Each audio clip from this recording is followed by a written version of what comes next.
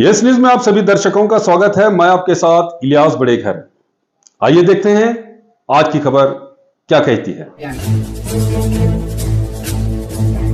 ಮಾಧ್ಯಮದ ಮಿತ್ರರಿಗೆ ನಮಸ್ಕರಿಸುತ್ತಾ ಮತ್ತು ನಮ್ಮದು ಈ ಜಂಟಿ ಪತ್ರಿಕಾಗೋಷ್ಠಿಗೆ ಎಲ್ಲ ಮಾಧ್ಯಮದ ಮಿತ್ರರಿಗೆ ಸ್ವಾಗತಿಸುತ್ತಾ ನಾನು ಇವತ್ತು ಮಾಧ್ಯಮದ ಗೋಷ್ಠಿ ಕರೆಯುವ ಉದ್ದೇಶ ಮತ್ತು ಸಂದೇಶ ಬಗ್ಗೆ ಮಾತನಾಡೋಕ್ಕಿಂತ ಮುಂಚೆ ನಾನು ನಮ್ಮ ಹಿರಿಯ ನ್ಯಾಯವಾದಿಗಳಾದ GS ಪವಾರ್ ವಕೀಲರ ಈ ಮಾಧ್ಯಮದ ಗೋಷ್ಠಿಗೆ ಸ್ವಾಗತಿಸುತ್ತಾ ಅದರ ಜೊತೆಗೆ ನಮ್ಮ ಇನ್ನೊಬ್ಬ ನ್ಯಾಯವಾದಿಗಳಾದ ದಲಿತ ಮುಖಂಡರು ಹಾಗೂ ತಿಪ್ಪಣ್ಣ ದೊಡ್ಡಮನಿ ನ್ಯಾಯವಾದಿಗಳಿಗೆ ನಮ್ಮದು ಈ ಮಾಧ್ಯಮದ ಗೋಷ್ಠಿಗೆ ಸ್ವಾಗತಿಸುತ್ತಾ ನೇರ ವಿಷಯದ ಬಗ್ಗೆ ಚರ್ಚಿಸುತ್ತೇನೆ। ಮಾಧ್ಯಮದ ಮಿತ್ರರಿಗೆ ಗೊತ್ತಿದ್ದಂಗೆ ದಿನಾಂಕ 6/5/2023 ಆಗಿನ ಅಸೆಂಬ್ಲಿ ಚುನಾವಣೆಯಲ್ಲಿ ಕರ್ನಾಟಕ ರಾಜ್ಯದ ಅಸೆಂಬ್ಲಿ ಚುನಾವಣೆ ನಡೆದಾಗ ಒಂದು ಶೂಟೌಟ್ ಪ್ರಕರಣ ದಾಖಲಾಗಿರುತ್ತದೆ ಜಲನಗರ ಪೊಲೀಸ್ ಠಾಣೆಯಲ್ಲಿ। ಒಬ್ಬ ವ್ಯಕ್ತಿ ಹೈದರ್ ಅಲಿ ನದಾಫ್ ಅನ್ನುವ ವ್ಯಕ್ತಿಯ ಶೂಟೌಟ್ ಆಗಿ ಕೊಲೆಯಾಗಿರುತ್ತದೆ। ಸದರಿ ಕೊಲೆ ಪ್ರಕರಣದಲ್ಲಿ ದಿನಾಂಕ 6/5/2023 ನಡೆಯುವುದಕ್ಕಿಂತ ಮುಂಚೆ ಬಿಜಾಪುರ ನಗರದ ಅಭ್ಯರ್ಥಿ ಒಬ್ಬರು 5 ದಿವಸ ಮುಂಚೆ ಒಂದು ಮಾಧ್ಯಮದ ಗೋಷ್ಠಿ ಮುಖಾಂತರ ಸಂಕೇತವನ್ನು ಕೊಟ್ಟಿರುತ್ತಾರೆ। ಬಿಜಾಪುರ ನಗರ ಕೆಲವೇ ದಿನಗಳಲ್ಲಿ ಒಂದು ಬೆಚ್ಚ ಬೆಳೆಯುವಂಥ ಸುದ್ದಿ ಗಮನಿಸಲಿದೆ ಅಂತ ಹೇಳಿ ಅದರಂತೆಯೇ ದಿನಾಂಕ 6/5/2023 ಒಂದು ಕೊಲೆ ಪ್ರಕರಣ ನಡೆದಿರುತ್ತದೆ।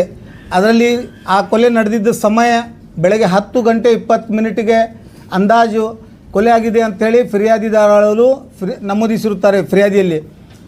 ಅದಾದ ನಂತರ ಆ ಪ್ರಕರಣಕ್ಕೆ ಸಂಬಂಧಿಸಿದಂತೆ ಪೊಲೀಸ್ ಇಲಾಖೆಯ ಒಬ್ಬ ಹೆಡ್ ಕಾನ್ಸ್ಟೇಬಲ್ ಶಿವ ಅಲ್ಲಿಗಿಡದ್ ಅನ್ನುವ ವ್ಯಕ್ತಿ ಗಾಂಧಿ ಚೌಕ್ ಪೊಲೀಸ್ ಠಾಣೆಯ ಹೆಡ್ ಕಾನ್ಸ್ಟೇಬಲ್ ನನಗೆ ನನ್ನ ದೂರವಾಣಿ ಮುಖಾಂತರ ಅವನು ಕರೆ ಮಾಡಿ 11 ಗಂಟೆಗೆ ನಿಮಗೆ ಗೊತ್ತಾಗಿದೆ ವಿಷಯ ಅಂತ ಕೇಳಿದಾಗ ಏನು ಅಂತೇಳಿ ನಾನು ನಿದ್ದೆ ಅವಸ್ಥೆಯಲ್ಲಿ ಇದ್ದಾಗ ಎದ್ದು ಕೇಳಿದಾಗ ಖಾದ್ರಿ ವಕೀಲರೇ ಒಬ್ಬ ಹೈದರ್ ಅಲಿ ನದಾಫ್ ಅನ್ನುವ ವ್ಯಕ್ತಿಯ ಕೊಲೆಯಾಗಿದೆ, ಅದರಲ್ಲಿ SP ಸಾಹೇಬರು ತಮ್ಮನ್ನು ಮುಖ್ಯ ಆರೋಪಿ ಅಂತ ಕಾಣ್ತಾ ಇದ್ದಾರೆ, ಹಾಗಾಗಿ ತಾವು ಮನೆ ಬಿಟ್ಟು ಹೊರಗಡೆ ಹೋಗಬಾರ್ದು, ಮನೆಯಲ್ಲಿ ಇರಬೇಕು, ನಮ್ಮ ಹೈಯರ್ ಆಫೀಸರ್ಸ್ ತಮಗೆ ಕರೆ ತರಲಿಕ್ಕೆ ಹೇಳಿ ಇನ್ಸ್ಟ್ರಕ್ಷನ್ಸ್ ಕೊಟ್ಟಿದ್ದಾರೆ, ನಾವು ಬರ್ತಾಯಿದ್ದೀವಿ ಅಂತ ಹೇಳಿ ಸುದ್ದಿ ಹೇಳಿದಾಗ ನಾನು ಮನೆಯಲ್ಲಿದ್ದಾಗೆ 12:56 ಗಾಂಧಿ ಚೌಕ್ PSI ಕ್ರೈಮ್ ರವರಾದ ನರಳೆ PSI ಹಾಗೂ ಅವರು ಟೀಮ್ ತಂಡ ಅದರ ಜೊತೆಗೆ ಒಳಗೊಂಡು BM ಪವಾರ್ ASI ಹಾಗೂ ಮಂಕಣಿ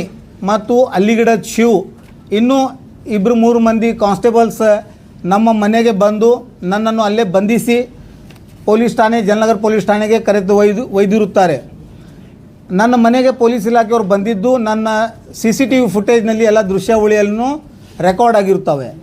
ತದನಂತರ 11 ಗಂಟೆಗೆ ನಾನು ಪೊಲೀಸ್ ಠಾಣೆ 12ವರೆಗೆ ನನಗೆ ಪೊಲೀಸ್ ಠಾಣೆಗೆ ಕರೆದು ಒಯ್ದಾಗ ಫಿರ್ಯಾದಿದಾಳಾದ Nishat Haider Ali Nadaf ward number 19 corporator ಅವರು ಒಂದು ಫಿರ್ಯಾದಿ ಕೊಡ್ತಾರೋ ಆ್ಯಸ್ ಪರ್ ಪೊಲೀಸ್ ರೆಕಾರ್ಡ್ 12:15 ಅವರು ಫಿರ್ಯಾದಿ ಕೊಟ್ಟಿರುತ್ತಾರೆ। ಇದು ಪೊಲೀಸ್ ರೆಕಾರ್ಡ್ ಪ್ರಕಾರ, ಆದರೆ ನೈಜ ಸ್ಥಿತಿ ಆ ದೃಶ್ಯಾವಳಿ ಪೊಲೀಸ್ ಠಾಣೆ ದೃಶ್ಯಾವಳಿಯಲ್ಲೇ ಬೇರೆಯೇ ಇದೆ। ಅದು it is a subject matter of trial, ಇದು ಕೋರ್ಟ್ನಲ್ಲಿ ಪ್ರಕರಣ ಇರೋದರಿಂದ ನಾನು ಆ ಸೀಕ್ರೆಟನ್ನು ಬಹಿರಂಗಗೊಳಿಸಲಿಕ್ಕೆ ಈಗ ಸದ್ಯ ಮಾಧ್ಯಮದಲ್ಲಿ ಆಗುವುದಿಲ್ಲ। ಆದರೆ ಪೊಲೀಸ್ ಇಲಾಖೆ ದಾಖಲಾತಿ ಪ್ರಕಾರ 12:15 ಪ್ರಕರಣವನ್ನು ದಾಖಲಾಗಿರುತ್ತದೆ। ಆ ಪ್ರಕರಣದಲ್ಲಿ ನನ್ನನ್ನು ಆರೋಪಿ ನಂಬರ್ 2 ಅಂತೇಳಿ ನಮೂದಿಸಿರುತ್ತಾರೆ ಸದರಿ ಶೂಟೌಟ್ ಪ್ರಕರಣದಲ್ಲಿ। ಆದರೆ ಆ ಪ್ರಕರಣಕ್ಕೆ ನನಗೆ ಯಾವುದೂ ಸಂಬಂಧ ಇಲ್ಲದೂ ಸಹ ರಾಜಕೀಯ ಪ್ರೇರಿತವಾಗಿ ನನ್ನ ಮೇಲೆ ಒಂದು ಕೊಲೆ ಪ್ರಕರಣವನ್ನು ದಾಖಲಿಸಿ ಚುನಾವಣೆಯ ಕಣದಿಂದ ನನಗೆ ದೂರ ಇಳಿಸಲು ಒಂದು ಹುನ್ನಾರ ರಾಜಕೀಯ ಷಡ್ಯಂತ್ರ ಆಗಿನ ಸರ್ಕಾರ ಭಾರತೀಯ ಜನತಾ ಪಕ್ಷದ ಸರ್ಕಾರ ಮತ್ತು ಆಗಿನ ಶಾಸಕರಾದ ಬಸನಗೌಡ ಪಾಟೀಲ್ ಯತ್ನಾಳ್ ಅವರು ಮಾಡಿದ್ದಾರೆ ಅಂತ ನನಗೆ ಬಲವಾದ ಸಂಶಯ। ಅದು ಇನ್ವೆಸ್ಟಿಗೇಷನದ ಮ್ಯಾಟ್ರ್ ಇದೆ, ನಾನು ನೇರ ಅವ್ರ ಮೇಲೆ ಆರೋಪನೂ ಹೊರಿಸುವುದಿಲ್ಲ, ಆದರೆ ನಮಗೆ ಬಲವಾದ ಸಂಶಯ ಇದೆ। ಆದರೆ ಆ ಟೈಮ್ನಲ್ಲಿ 12 ಗಂಟೆ 15 ಮಿನಿಟಕ್ಕೆ ಪ್ರಕರಣ ದಾಖಲಾದಾಗ ನಾನು ಅಧಿಕೃತವಾಗಿ ಆರೋಪಿಯನ್ನಾಗಿ ರೆಕಾರ್ಡ್ಸ್ನಲ್ಲಿ ಇದೆ.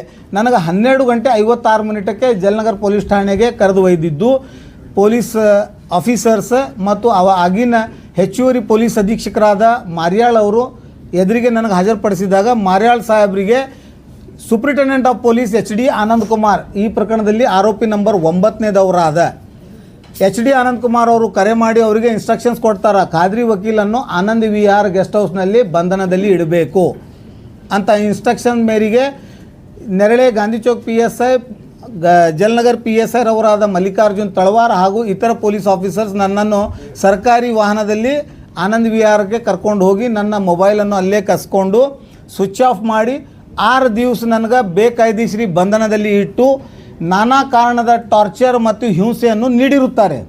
ತದನಂತರ 12ನೇ ತಾರೀಕು 12/6/2023 ನನಗೆ ನ್ಯಾಯಾಲಯದ ಬಹಿರಂಗ ಓಪನ್ ಕೋರ್ಟ್ ಅಂದರೆ ಬೆಳಗ್ಗೆ 11 ಗಂಟೆಯಿಂದ 5 ಗಂಟೆವರೆಗೆ ನ್ಯಾಯಾಲಯ ಕಲಾಪಗಳಲ್ಲಿ ನನಗೆ ಹಾಜರುಪಡಿಸುವುದಿಲ್ಲ.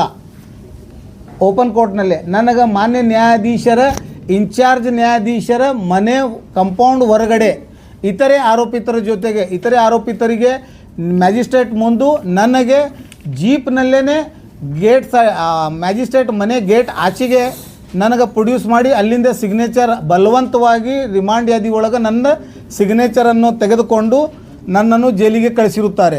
ನಂತರ ನಾನು ಜಿಲ್ಲಾ ನ್ಯಾಯಾಲಯಕ್ಕೆ ಜಾಮೀನು ಅರ್ಜಿ ಕೋರಿ ಸಲ್ಲಿಸಿದ ಅರ್ಜಿಯನ್ನು ವಜಾ ಆಗುತ್ತದೆ. ನಂತರ ನಾನು ಉಚ್ಚ ನ್ಯಾಯಾಲಯದ ಅರ್ಜಿ ಸಲ್ಲಿಸಿ ನಾನು ಜಾಮೀನು ಮೇಲೆ ಬಂದ ನಂತರ ನಾನು ನನ್ನ ಮೇಲೆ ಆದ ದೌರ್ಜನ್ಯ ಮತ್ತು ಅನ್ಯಾಯಕ್ಕೆ ನ್ಯಾಯ ಪಡ್ಕೋಬೇಕು ಅಂಥೇಳಿ ನಾನು ಸಾಕ್ಷಿ ಪುರಾವೆಗಳನ್ನು ಸಂಗ್ರಹಣೆ ಮಾಡುಗೋಸ್ಕರ ಮಾನ್ಯ ನ್ಯಾಯಾಲಯ ಮೊರೆಗೆ ಹೋಗಿ ಅರ್ಜಿ ಸಲ್ಲಿಸಿ ಹಲವಾರು ಅರ್ಜಿಗಳನ್ನು ಸಲ್ಲಿಸಿ ಅದರಿಂದ ಪೊಲೀಸ್ ಠಾಣೆಯ CCTV ಫುಟೇಜಸ್, ನಮ್ಮ ಮನೆಯ CCTV ಫುಟೇಜಸ್ ಮತ್ತು ಗುನ್ನೆ ಜಾಗದ CCTV ಫುಟೇಜಸ್ ಮತ್ತು ನನಗೆ ಬಂಧಿಸಿದ ಸ್ಥಳ ಸೋಲಾಪುರ್ ರಿಂಗ್ ರೋಡ್ ಅಂತ ತಪ್ಪು ಸ್ಥಳವನ್ನು ತೋರಿಸಿ ಪೊಲೀಸರು ಚಾರ್ಜ್ ಶೀಟನ್ನು ಮಾಡಿರುತ್ತಾರೆ. ಅದಕ್ಕಾಗಿ ಸೋಲಾಪುರ್ ರಿಂಗ್ ರೋಡ್ ಏರಿಯಾದು APMC ಪೊಲೀಸ್ ಸ್ಟೇಷನ್ದು ಹಾಗೂ ಗೋಲ್ ಗುಮ್ಮಟ್ ಪೊಲೀಸ್ ಸ್ಟೇಷನ್ದು CCTV ಫುಟೇಜಸ್ ನಾನು ಕಲೆಕ್ಟ್ ಮಾಡಿ ನೋಡಿದಾಗ ನನಗೆ ವಾಸ್ತುಸ್ಥಿತಿ ಅರ್ಥ ಆಯಿತು, ನನ್ನನ್ನು ಫಾಲ್ಸ್ ಇಂಪ್ಲಿಕೇಶನ್ ಮಾಡಿದ್ದಾರೆ ಈ ಕೇಸ್ನಲ್ಲಿ. ಹಾಗಾಗಿ ನಾನು ಈಗ ದಿನಾಂಕ ತಾವು ಡೇಟ್ ಮೆನ್ಷನ್ ಮಾಡ್ಕೋಬೇಕು. ದಿನಾಂಕ 18/1/2024 ಮಾನ್ಯ ಪ್ರಧಾನ ಜಿಲ್ಲಾ ಸತ್ರ ನ್ಯಾಯಾಲಯದಲ್ಲಿ ದಿನಾಂಕ 18/1/2024 ಮಾನ್ಯ ಪ್ರಧಾನ ಜಿಲ್ಲಾ ಸತ್ರ ನ್ಯಾಯಾಲಯದಲ್ಲಿ PCR 1/2024 ಅದರಲ್ಲಿ ಮಾನ್ಯ ಪ್ರಧಾನ ಜಿಲ್ಲಾ ಸತ್ರ ನ್ಯಾಯಾಲಯದಲ್ಲಿ ನಾನು ಈ ಆರೋಪಿತರಾದ ವಿಜಯ್ ಮಾಂತೇಶ್ ಮಠಪತಿ ಆಗಿನ CPI ಗೋಲ್ ಗುಮ್ಮಟ್ ಸರ್ಕಲ್, ಆರೋಪಿ number 2 Mallikarjun Y Talawar PSI ಯಲೆಂಡೋ Jalnagar police station, Basavaraj Narale PSI Gandhi Chowk crime, Devaraj Ullagaddi PSI APMC, BM Pawar assistant sub inspector Jalnagar police station, YR Mankani head constable Jalnagar police station, Gudimani head constable Jalnagar police station Gandhi Chowk police station, Shiv Alligadad head constable Gandhi Chowk police station ಮತ್ತು HD Anand Kumar superintendent of police Vijayapura ಆಗಿನ ಇವೆಲ್ಲ 9 ಮಂದಿ ಆರೋಪಿತರ ಮೇಲೆ ದಿನಾಂಕ 18/1/2024 ಖಾಸಗಿ ದೂರು ಭಾರತೀಯ Indian penal Karnataka state human rights court rules 2006 rule 6 read with 2D and section 30 of the protection of human rights act ಅಡಿಯಲ್ಲಿ ಮತ್ತು ಭಾರತೀಯ Indian penal code section 120B 143 204 220 330 331 342 448 452 194 195 166 166A 211 182 167 read with section 8 and 7 of the 13 of the Prevention of Corruption Act ಅಡಿಯಲ್ಲಿ ನಾನು ಇವರ ವಿರುದ್ಧ ಪ್ರಧಾನ ಜಿಲ್ಲಾ ಸತ್ರ ನ್ಯಾಯಾಲಯದಲ್ಲಿ ಖಾಸಗಿ ದೂರನ್ನು ದಾಖಲಿಸಿದಾಗ ಮಾನ್ಯ ನ್ಯಾಯಾಲಯವು ನನ್ನ ವಾದವನ್ನು ಅವಲೋಕಿಸಿ ಇದರಲ್ಲಿ ಸಬ್ಸ್ಟೆನ್ಸ್ ಇದೆ, ಆರೋಪಿತರು ಮೇಲ್ನೋಟಕ್ಕೆ ಅಪರಾಧವನ್ನು ಎಸಗಿದ್ದಾರೆ, ನನ್ನ ವ್ಯಾಲ್ಯೂಯಬಲ್ ಮಾನವ ಹಕ್ಕುಗಳನ್ನು ಉಲ್ಲಂಘಿಸಿದ್ದಾರೆ ಅಂತ ಪರಿಗಣಿಸಿ ಆಗಿನ ಪೊಲೀಸ್ ಅಧೀಕ್ಷಕ ವಿಜಯಪುರ ಇವರಿಗೆ ಸದರಿ ಫಿರ್ಯಾದಿಯನ್ನು ವರ್ಗಾಯಿಸಿ ತನಿಖೆ ಕೈಗೊಳ್ಳಬೇಕಂತ ಸೂಚಿಸಿರುತ್ತಾರೆ. ಸದರಿ ಆದೇಶ ದಿನಾಂಕ 20/1/2024 ಮಾನ್ಯ ನ್ಯಾಯಾಲಯ ಆದೇಶಿಸಿರುತ್ತದೆ. ಅದರಂತೆ ಮಾನ್ಯ ಪೊಲೀಸ್ ಅಧೀಕ್ಷಕರು ವಿಜಯಪುರ ಇವರು ದಿನಾಂಕ 15 ಮಾನ್ಯ ಪೊಲೀಸ್ ಅಧೀಕ್ಷಕರು ವಿಜಯಪುರ ಇವರು ದಿನಾಂಕ 5/2/2024 ಜಲನಗರ್ ಪೊಲೀಸ್ ಠಾಣಾ CR ನಂಬರ್ 15/24 ಜಲನಗರ್ ಪೊಲೀಸ್ ಠಾಣಾ ಕ್ರೈಮ್ ನಂಬರ್ 15/24 ಇವೆಲ್ಲ 9 ಮಂದಿ ಪೊಲೀಸ್ ಆಫೀಸರ್ಸ್ ಮೇಲೆ ಪ್ರಕರಣ ದಾಖಲಿಸಿಕೊಂಡು ತನಿಖೆ ಕೈಗೊಂಡಿರ್ತಾರೆ.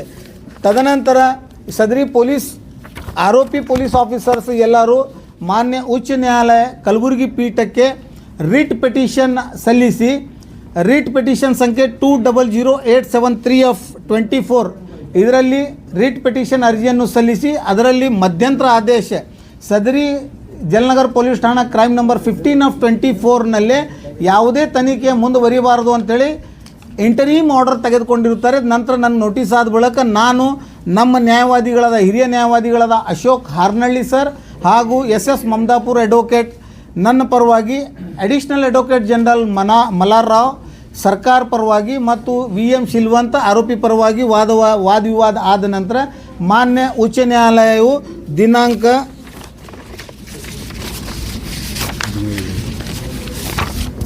17/7/2025 ಮಾನ್ಯ ಉಚ್ಚ ನ್ಯಾಯಾಲಯ ಕಲಬುರಗಿ ಪೀಠ ಆನರಬಲ್ ಜಸ್ಟಿಸ್ ರಾಚಯ್ಯ ಇವ್ರ ಪೀಠದಲ್ಲಿ ಆರೋಪಿ ಪೊಲೀಸ್ ಆಫೀಸರ್ಸ್ ರಿಟ್ ಅರ್ಜಿಯನ್ನು ಪುರಸ್ಕರಿಸಿ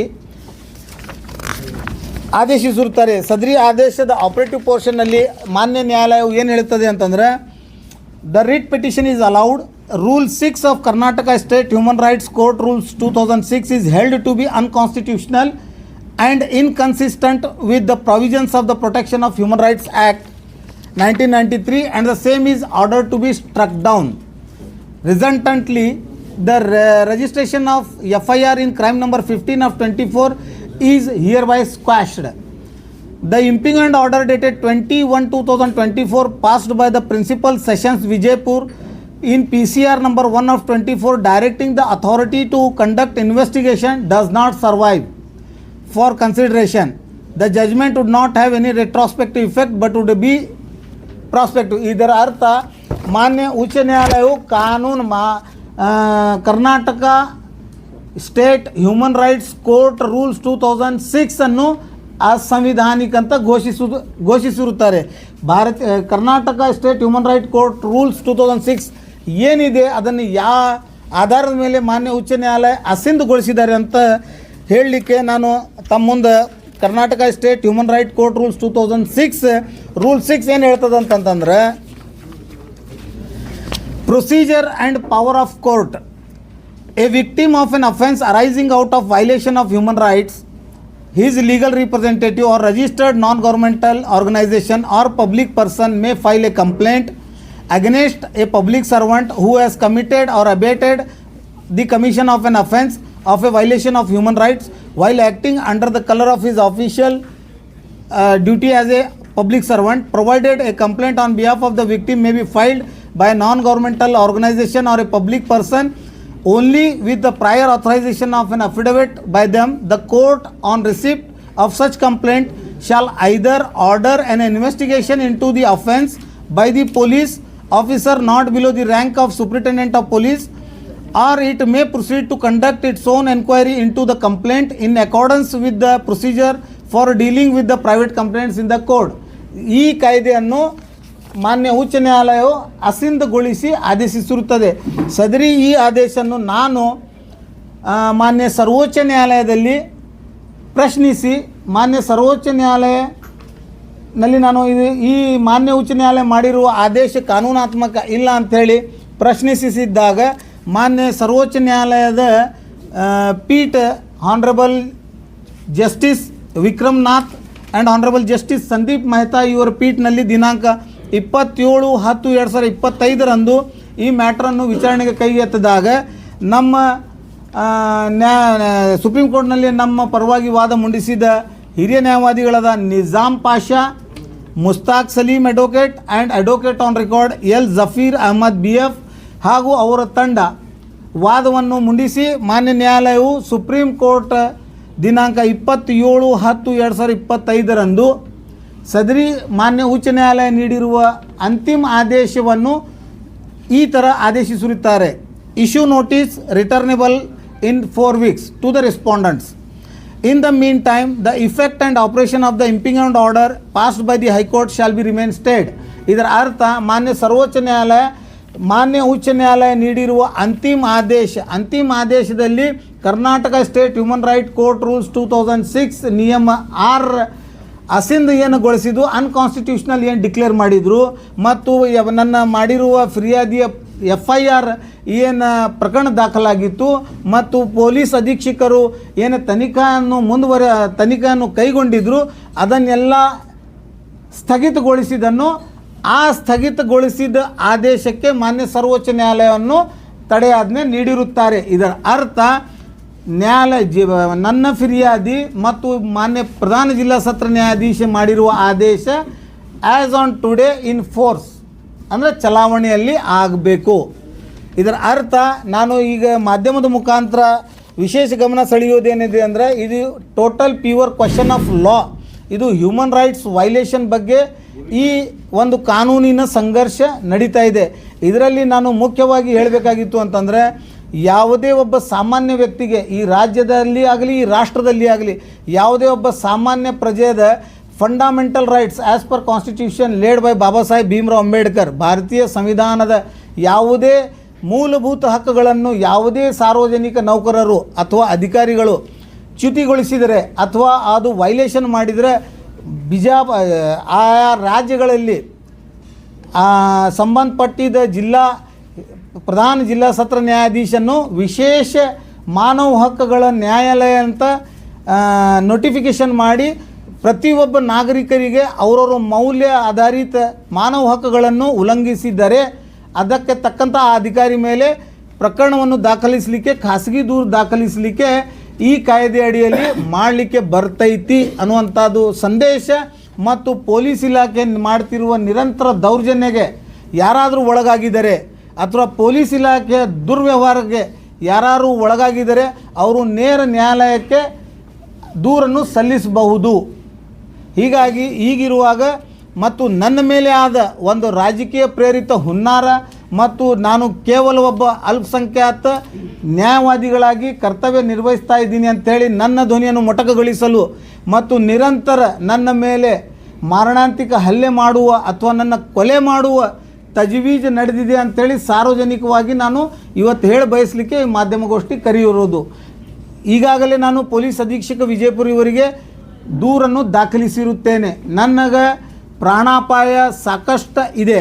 ಯಾಕೆ ಅಂತಂತಂದರೆ ನಾನು ಒಬ್ಬ ಈ ಬಿಜಾಪುರ ಜಿಲ್ಲೆಯಲ್ಲಿ ಅಲ್ಪಸಂಖ್ಯಾತ ದಲಿತರ ಪೀಡಿತರ ಶೋಷಿತ ಮತ್ತು ಸಾಮಾಜಿಕ ಹಿತಕ್ಕಾಗಿ ಬಡದಾಡೋರ ಧ್ವನಿಯಾಗಿ ನಾನು ನಿಂತಿದ್ದಕ್ಕೋಸ್ಕರ ನನ್ನ ಮೇಲೆ ನಗರ ಶಾಸಕರ ಮತ್ತು ಈ ಫಿರ್ಯಾದಿದಾರಾದ ನಿಶಾತ್ ಹೈದರ್ಲಿ ನದಾಫ್ ಮತ್ತು ಅವರ ಸಂಗಡಿಗರಾದ ಕಿರಣ್ ಪಾಟೀಲ್ ಹಾಗೂ ಇನ್ನು ಕೆಲವರು ಕಾಂಗ್ರೆಸ್ಸದ ಪ್ರಬಲ ನಾಯಕರು ಇವ್ರ ಜೊತೆ ಕೂಡಿಕೊಂಡು ನನ್ನನ್ನು ಕೊಲೆ ಮಾಡುವ ತಜ್ವೀಜ್ನಲ್ಲಿ ಇದ್ದಾರೆ ಅಂತ ನನಗೆ ಬಲವಾದ ಮಾಹಿತಿಗಳನ್ನು ಬಂದಿದ್ದಾವೆ. ಈ ವಿಷಯ ಕುರಿತು ಈಗಾಗಲೇ ನಮ್ಮ ಜಿಲ್ಲಾ ಪೊಲೀಸ್ ಅಧೀಕ್ಷಕ ಮತ್ತು ಪೊಲೀಸ್ ಇಲಾಖೆಗೆ ನಾನು ಗಮನಕ್ಕೆ ತಂದಿದ್ದೀನಿ. ಮಾಧ್ಯಮದ ಮುಖಾಂತರ ನಾನು ವಿನಂತಿಸಿಕೊಳ್ಳೋದೇನೆಂದರೆ ನನ್ನ ರಕ್ಷಣೆಗಾಗಿ ನಾನು ಒಬ್ಬ ನ್ಯಾಯವಾದಿಯಾಗಿ ನ್ಯಾಯ ವಿತರಣೆ ಮಾಡುವ ಸಲುವಾಗಿ ನಾನು ಶ್ರಮಿಸುತ್ತಾ ಇದ್ದೀನಿ. ನನಗೆ ಈ ಥರ ರಾಜಕೀಯ ಪ್ರೇರಿತವಾಗಿ ಮೊಟಕುಗೊಳಿಸಲು ನನ್ನ ಧ್ವನಿ ಅಥವಾ ನನ್ನ ಮುಗಿಸಲು ಪ್ರಯತ್ನ ನಡೆದರೆ ನಾನು ಅಧೀಕ್ಷಕರು ಸಕ್ಷಮ ಇದ್ದಾರೆ, ಪೊಲೀಸ್ ಇಲಾಖೆ ಸಕ್ಷಮ ಇದ್ದಾರೆ ಮತ್ತು ಇದೇ ಆರೋಪಿತರು 9 ಮಂದಿ, ಇದರಲ್ಲಿ ಒಬ್ಬ ಆರೋಪಿ ಸೂಪ್ರಿಂಟೆಂಡೆಂಟ್ ಆಫ್ ಪೊಲೀಸ್ ಇದ್ದಾರೆ. ಹಾಗಾಗಿ ನನಗೆ ಭಯದ ವಾತಾವರಣದಲ್ಲಿ ನಾನು ಬದುಕ್ತಾ ಇದ್ದೀನಿ. ಯಾಕಂದರೆ ಒಬ್ಬ ಸೂಪ್ರಿಂಟೆಂಡೆಂಟ್ ಆಫ್ ಪೊಲೀಸ್ ಮೇಲೆ ಪ್ರಕರಣ ದಾಖಲಾಗಿದೆ ಅಂತಂದರೆ ಯಾವುದೇ ಎಕ್ಸ್ಟ್ರೀಮ್ ಸ್ಟೆಪ್ ಅವರು ತಗೋಬಹುದು. ಹಾಗಾಗಿ ನನ್ನ ಜೀವಕ್ಕೆ ಭಯ. ಪೊಲೀಸ್ ಅಧೀಕ್ಷಕರಾದ HD ಆನಂದ್ ಕುಮಾರ್ ಮತ್ತು ಈ 9 ಮಂದಿ ಮೇಲೆ ನನ್ನ ಬಲವಾದ ಸಂಶಯ ಇದೆ. ಹಾಗಾಗಿ ನಾನು ಪೊಲೀಸ್ ಅಧೀಕ್ಷಕ ವಿಜಯಪುರ ಇವರಿಗೆ ದೂರನ್ನು ಸಲ್ಲಿಸಿದ್ದೇನೆ.